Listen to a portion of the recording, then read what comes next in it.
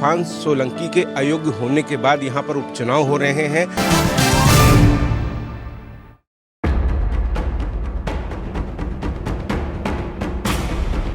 सीसामऊ विधानसभा seat के लिए हो रहे उपचुनाव में अब सियासी रंग गाढ़ा होता जा रहा है। सभी राजनीतिक पार्टी अपने अपने ढंग से सियासी तीर से शब्दों के बाढ़ चला रहे हैं। भारतीय जनता पार्टी और समाजवादी पार्टी के बीच संगठन बनाम सहानुभूति का प्रतिद्वंद तो है ही, वहीं बसपा पुराने अंदाज में वोटों की सेंधमारी करने में जुटी है। कानपुर के सीसामऊ विधानसभा उपचुनाव में सपा और भाजपा की लड़ाई आमने सामने आ गई है। भाजपा और सपा जीत हासिल करने के लिए जहां एड़ी चोटी का जोर लगा रही है, वहीं एक ओर भारतीय जनता पार्टी बटेंगे तो कटेंगे के नारे को ब्रह्मास्त्र के रूप में प्रयोग कर आर पार की लड़ाई लड़ने में जुटी है। हम बटे थे इसीलिए कटे थे और आज हम कहने के आए एक है और सेफ है। तो दूसरी ओर समाजवादी पार्टी अपने प्रत्याशी के आंसुओं को वोट में तब्दील कराने के प्रयास में लगी है। मतदान में कौन कौन इस पर एक नजर डाल लेते हैं। भाजपा ने सुरेश अवस्थी को चुनाव में के मैदान में उतारा है, तो वहीं समाजवादी पार्टी ने पूर्व विधायक इरफान सोलंकी की पत्नी नसीम सोलंकी पर भरोसा जताया है, तो वहीं बसपा ने वीरेंद्र कुमार को मैदान में उतारा है। वहीं अगर बात करें सीसामऊ विधानसभा क्षेत्र की, तो सबसे अधिक मुस्लिम मतदाता है जिनकी संख्या करीब 1,11,000 है। वहीं दूसरे नंबर पर आते हैं ब्राह्मण वोटर जिनकी संख्या करीब 70,000 है। दलित वोटर की बात करें तो इस सीट पर तो करीब 60,000 है। तो सिंधी एवं पंजाबी 6,000, क्षत्रिय 6,000, पिछड़ा वर्ग के वोटर 12,000। इस बार उपचुनाव में भाजपा ने बटेंगे तो कटेंगे के नारे के साथ सभी वोटरों को साधने की कोशिश की है, तो वहीं बसपा और आजाद समाज पार्टी के बीच दलित वोटों को साधने की जंग जारी है। समाजवादी पार्टी कांग्रेस का साथ लेकर अपने वोट बैंक को लेकर पूरी तरह आश्वस्त नजर आ रही है। चुनाव कोई भी हो बहुत ही महत्वपूर्ण होता है। कानपुर के सीसामऊ में उपचुनाव आ गया है, 20 तारीख को वोट डाले जाएंगे। आप लोगों के लिए क्या कुछ बड़े मुद्दे हैं? देखिए, हम लोग के लिए जो मुद्दे थे, माननीय हाजी इरफान सोलंकी जी जो विधायक में रहे हैं, पूर्व हो गए, उन्होंने सीसामऊ में काम किया है। और ये मैं नहीं बोल रहा हूँ, ये सीसामऊ की जनता बोल रही है और सीसामऊ काम बोल रहा है। और वो इंडिया गठबंधन की प्रत्याशी है। मैं कांग्रेस का वार्ड अध्यक्ष हूँ यहाँ चुन्नीगंज से। वो इंडिया गठबंधन की प्रत्याशी हैं और हमारा लक्ष्य है, हर बार उनको 10,000 वोटों जितवाते थे, 20,000 वोटों थे, और इस बार कम से कम उनको 30,000 वोटों से हम यहाँ से जितवाएंगे। और यहाँ पे जो मुद्दे हैं, यहाँ पे मुद्दे हैं क्या बोलते हैं, जैसे बेईमानी के, मक्कारी के, झूठ के, फरेब के, जो भी इधर से उधर इल्जाम लगाए जा रहे हैं, क्या सही क्या गलत है वो तो कोर्ट फैसला करेगा। लेकिन जो यहाँ पे चुनाव चल रहा है, इरफान सोलंकी के पक्ष में पूरा माहौल बना हुआ है। यहाँ पे कोई ऐसा कोना नहीं बचा हुआ है जहाँ पे समाजवादी पार्टी ना हो, कोई ऐसा जगह नहीं बची जहाँ समाजवादी पार्टी ना हो, इंडिया गठबंधन ना हो।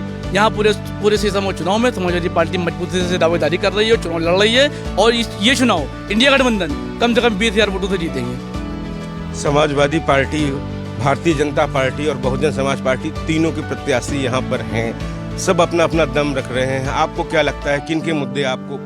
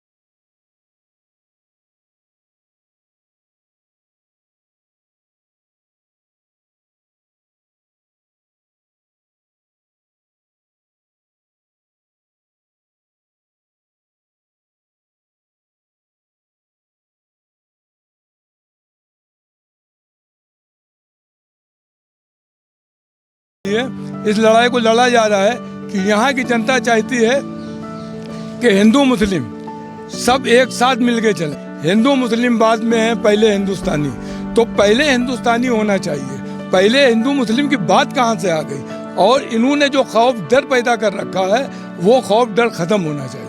कैसे देखते हैं, क्या आपके क्षेत्र में कानून व्यवस्था एक बड़ा मुद्दा है? प्रदेश सरकार कहती है कि कानून व्यवस्था में उसने बड़ा काम किया है। हाँ बिल्कुल, कानून व्यवस्था तो दुरुस्त हुई है। बाकी जो छोटभैये गुंडे थे वो सब अपने अपने बिलों में है या जेल में है, लेकिन कानून व्यवस्था अपनी जगह है, समाज के लोगों का काम अपनी जगह है। जो समाज में आज यहाँ चल रहा, लोग कहते हैं कि यहाँ पे क्या मुद्दा है, यहाँ कोई मुद्दा नहीं। जो कि ये हाजी इरफान सोलंकी का परिवार यहाँ 35 साल से काम कर रहा है, और जो भी आदमी जाता है उसका अगर किसी की कोई समस्या है, किसी को हॉस्पिटल में चंदा चाहिए, डोनेशन चाहिए, जो भी काम चाहिए होता है, इरफान सोलंकी बगैर किसी रोक टोक के उसको करते हैं। और क्या चाहिए, हमारे विधायक से हमारी डायरेक्ट सामने सामने बात हो जाए, और एक आवाम के लिए यही बहुत बड़ी बात है। देखिए ऐसा है, जो भाजपा जो यहाँ चाह रही है कि सीसामऊ विधानसभा, सीसामऊ, तो जो सपना है इनका वो सपना ही रह जाएगा। जो चीज़ जबरदस्ती से छीनी जाती है वो अपनी नहीं होती। देखिए है ना, वोटरों को अगर आप छीनोगे तो वो वोटर आपके नहीं ना, ये सीट आपकी नहीं ना।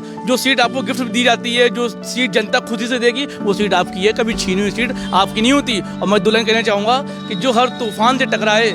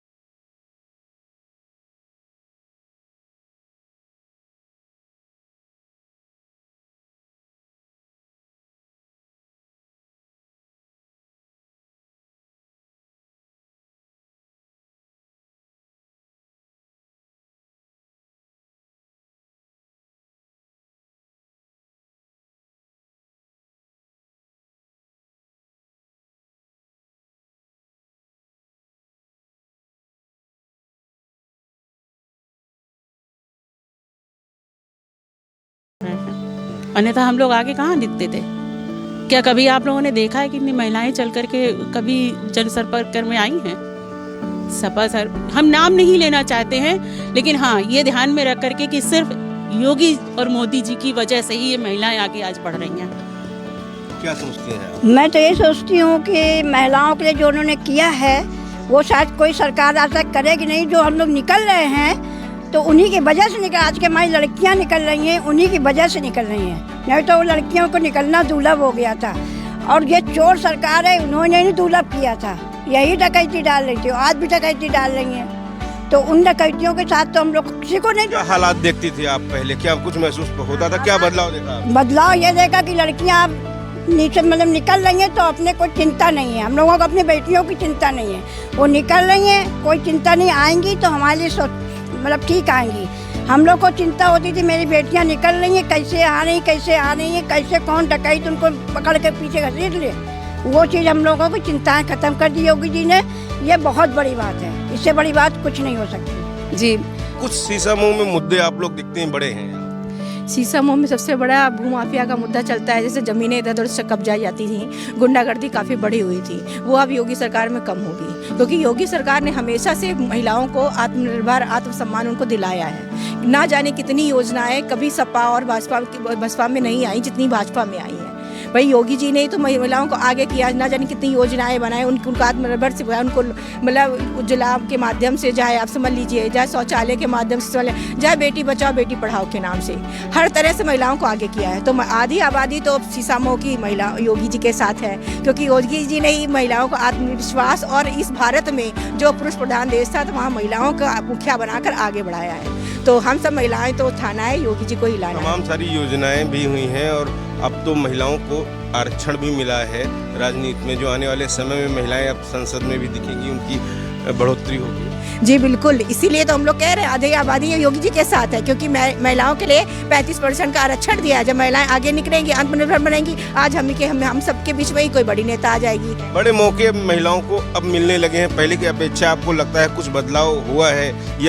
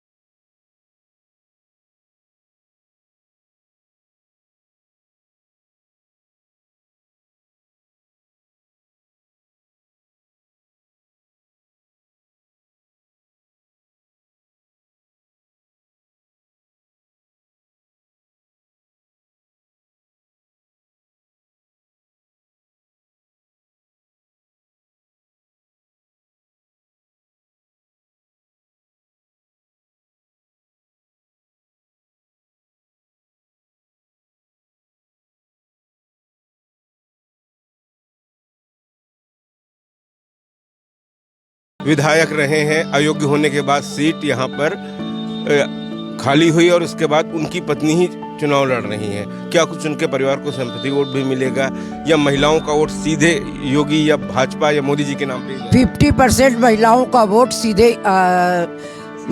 ये आदित्य योगीनाथ को जाएगा, इसलिए कि जो महिलाओं को आज तक मिला है, वो चाहे सपा की सरकार रही हो, चाहे बसपा की सरकार रही हो, चाहे कांग्रेस की सरकार रही हो, किसी ने महिलाओं के विषय में कभी नहीं सोचा। जो सोचा है माननीय मुख्यमंत्री आदित्य योगीनाथ ने और मोदी जी ने ही महिलाओं को इतनी योजनाएं दी हैं कि जिन योजनाओं को मैं गिनाती रहूंगी। अच्छा, जिस मामले में इरफान सोलंकी को जेल हुई है, आपको लगता है वो भी एक महिला से ही जुड़ा हुआ मामला था? वृद्ध महिला से जुड़ा हुआ मामला था। ये एक बहुत बड़ा मुद्दा है कि महिलाओं का ही सताने का काम उसका चल रहा था, उसकी तो गुंडागर्दी चल रही थी। वो तो सीसामऊ विधानसभा में अपना एक तरफा राज्य बना के रह रहा था, जो महिलाओं को ही पीड़ित कर रहा था। यहाँ सीसामऊ विधानसभा सब विकास के नाम पे सबसे पीछे है। हमारी अन्य विधानसभाओं को देखो जो विकास के नाम पे आगे है, और सीसामऊ